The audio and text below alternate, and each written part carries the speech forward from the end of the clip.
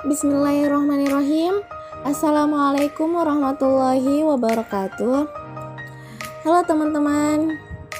Ya, perkenalkan lagi, ya saya Nur Hijrah Ahmad dengan jurusan Komunikasi dan Penyiaran Islam Unismu Makassar, NIM 105271 109319. Ya, melihat sisi budaya sebagai strategi dakwah.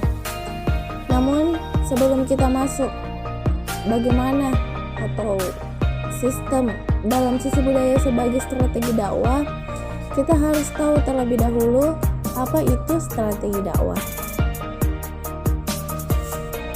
Ya. Jadi yang pertama, pengertian dari strategi dakwah. Strategi merupakan perencanaan yang berisi rangkaian kegiatan-kegiatan yang didesain untuk mencapai tujuan dakwah tertentu. Dengan ini, ada dua hal yang harus diperhatikan, yaitu yang pertama, strategi merupakan suatu rencana. Artinya, strategi adalah rangkaian kegiatan dakwah dan proses penyusunan rencana kerja sebelum melakukan suatu tindakan. Ya, kemudian yang kedua ada strategi, itu disusun untuk mencapai tujuan tertentu. Artinya di sini sebelum menentukan suatu strategi, maka perlu menentukan tujuan yang jelas. Sedangkan dakwah itu sendiri merupakan kegiatan yang bersifat menyeru, mengajak, dan memanggil manusia untuk beriman dan taat kepada Allah Subhanahu wa taala sesuai dengan akidah, akhlak, dan syariah Islam secara sadar dan terencana. Karena tujuan utama dari dakwah ialah mencapai kebahagiaan di dunia dan di akhirat. Nah, selanjutnya yang akan kita bahas adalah melihat sisi budaya sebagai strategi dakwah. Ada beberapa hal yang ingin saya sampaikan mengenai cara atau strategi dakwah tersebut, yaitu ada kemungkinan 13. Yang pertama adalah mengenali tempat. Jadi, sebelum kita melakukan dakwah, maka kita harus melakukan survei terlebih dahulu. Bagaimana keadaan daerah tersebut, bagaimana kulturnya, dan bagaimana situasinya. Yang kedua adalah mengenali dan mengetahui seperti apa kondisi masyarakat tersebut. Ketiga, menentukan seperti apa metode yang akan kita gunakan ketika kita berdakwah. Yang keempat, memilih waktu kosong dan kegiatan terhadap kebutuhan audiens atau penerima dakwah. 5. Jangan memerintahkan sesuatu yang menimbulkan masalah atau fitnah. Keenam, berbuat yang baik dan sabar dalam menghadapi tantangan dakwah. Dan yang ketujuh, menggunakan bahasa yang sopan dan akhlak yang baik dalam berlisan maupun bertindak. Jadi ketika kita ingin melakukan suatu strategi dalam melihat sisi budaya atau cara, ya perlu memperhatikan ketujuh yang tadi yang saya sebutkan. Dan yang kedelapannya adalah memberikan sarana yang dapat mengantarkan seseorang terhadap tujuannya atau memberikan kemudahan, ya. Kesembilan, menjawab pertanyaan audiens dengan jelas dan rinci serta memberikan perumpamaan. Jadi kalau misalnya ada audiens yang bertanya, maka kita sebagai seorang dai atau sebagai seorang pendakwah harus bisa memuaskan pertanyaan dari para audiens dan memberikan contoh secara kontekstual misalnya, ataupun contoh-contoh yang lain, perumpamaan-perumpamaan yang lain. Yang ke-10, menggunakan pendekatan dan metode objektif.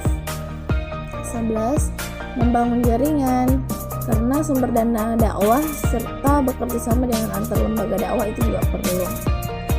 Ke-12, memperbaiki dan menyempurnakan sarana dan prasarana dakwah, khususnya media dakwah. 13, meningkatkan kuantitas dan kualitas para dai serta mempunyai peta dakwah. Jadi 13 poin ini merupakan cara atau strategi dakwah dalam melihat sisi budaya. sebagai strategi dakwah. Yang tak kalah pentingnya juga ketika kita sedang berdakwah atau strategi dakwah, kita juga harus memahami bagaimana metode-metode dalam berdakwah. Jadi metode dakwah yaitu akan saya jelaskan ada 4 poin. Yang pertama ada namanya ta'aruf atau pertukaran budaya. Ta'aruf di sini dalam artian kita mengenal budaya satu sama lain. Dengan demikian, ketika kita bisa mengenal budaya satu sama lain, maka kita bisa melakukan seperti pertukaran, perkenalan suatu budaya. Jika kita mengenal budaya orang tersebut, contohnya, kita bisa memahami dan merubah budaya suatu keadaan tertentu ke dalam kebaikan. Contohnya, pada zaman dahulu, para wali songo itu berdakwah dengan mengubah budaya yang telah ada.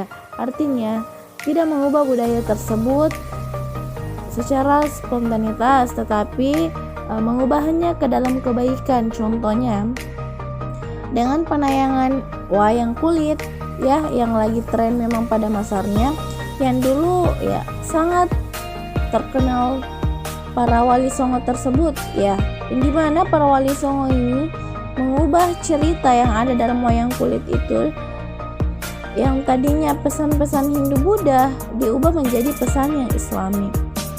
Ya, maklumah masyarakat ini jauh lebih tertata dan jauh lebih tertarik dengan adanya pesan-pesan dakwah tersebut dan akan mengikutinya. Yang kedua, ta'awun 'alal birri atau saling menolong dalam kebaikan. Dengan kita saling menolong atau saling berbuat kebaikan, maka pasti banyak manfaatnya yang bisa kita dapatkan. Allah akan membalas, bahkan orang tersebut juga berlaku baik kepada kita. Dengan demikian, maka orang tersebut akan tertarik dan akan lebih dekat dengan kita. Jadi ya, yang jauh lebih mudah mengajak dan mendakwahi atau memperkenalkan agama kita kepada mereka. Jadi kalau misalnya kita bisa sudah menarik hati mereka, maka kita bisa mendakwahi secara sampai kepada mereka, seperti itu. Yang ketiga, tasamuh atau bertoleransi. Artinya jangan saling mengkhianati dan menjatuhkan, jangan saling menghina, tapi adanya sikap saling menghargai satu sama lain, serta mengasihi dan menyayangi. Bisa jadi mereka jauh ingin lebih tahu seperti apa agama kita, maka di sini bisa lebih mudah kita untuk mendakwahi mereka. Yang keempat, lakum dinukum waliyadin, atau kita harus sepakat dalam perbedaan. Artinya ya, perbedaan keyakinan atau pemikiran kita. Kita jangan terlalu memaksa kehendak orang lain, karena pemikiran itu tidak bisa dipaksakan, dan berdakwah juga tidak bisa dipaksakan, karena agama Islam pun tidak mengajarkan kita memaksa, tetapi perlahan-perlahan. Sebagaimana dalam Quran surah Al-Kafirun, agamamu agamamu dan agamaku agamaku. Ya, jadi semua yang kita lakukan, kita hanya sekedar mengajak dan memperkenalkan mereka ini yang baik, ini yang benar. Cukup mendakwahi mereka, tapi tidak dengan memaksakan mereka. Mereka yang akan menentukan pilihannya sendiri, seperti itu. Ya, jadi itu yang bisa saya sampaikan mengenai bagaimana strategi atau melihat sisi budaya sebagai strategi dakwah. Ya, kesimpulannya adalah dengan berdakwah kita bisa menyebarluaskan agama Islam, dan dengan berdakwah pula tentunya kita harus siap dengan segala hal, ya, mulai dari keilmuan, keberanian, mental, fisik, intelektualitas, serta harus mempunyai strategi yang baik dan benar pastinya, karena supaya dakwah kita itu bisa tersampaikan penuh kepada audiens atau masyarakat dan orang-orang sekitar. Mungkin itu yang bisa saya sampaikan, ya, kurang dan lebihnya mohon dimaafkan. Ya, terima kasih. Billahi fi sabilil haq fastabiqul khairat. Wassalamualaikum warahmatullahi wabarakatuh.